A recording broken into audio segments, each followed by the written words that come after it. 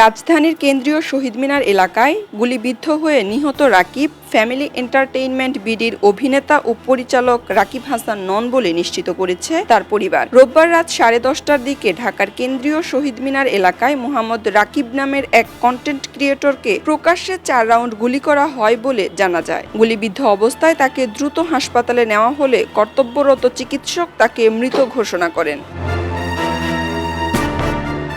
ঘটনার পরপরই সামাজিক যোগাযোগ মাধ্যমে গুজব ছড়িয়ে পড়ে যে নিহত ব্যক্তি ফ্যামিলি এন্টারটেইনমেন্ট বিডির প্রধান অভিনেতা ও পরিচালক রাকিব হাসান। তবে বিষয়টি সম্পূর্ণ মিথ্যা বলে জানিয়েছেন রাকিব হাসানের ভাই খায়রুল ইসলাম জিসান। ফেসবুকে দেওয়া এক পোস্টে তিনি বলেন, ফেক নিউজ নিয়ে কেউ বিভ্রান্ত হবেন না। রাকিব ভাই আলহামদুলিল্লাহ সুস্থ আছেন। এছাড়াও এ ঘটনার পর তিনি ফ্যামিলি এন্টারটেইনমেন্টের প্রধান অভিনেতা ও পরিচালক রাকিবকে নিয়ে লাইভেও এসেছেন। রাকিব হাসানের আলহামদুলিল্লাহ কোনো প্রকার কোনো দুর্ঘটনা হয়নি।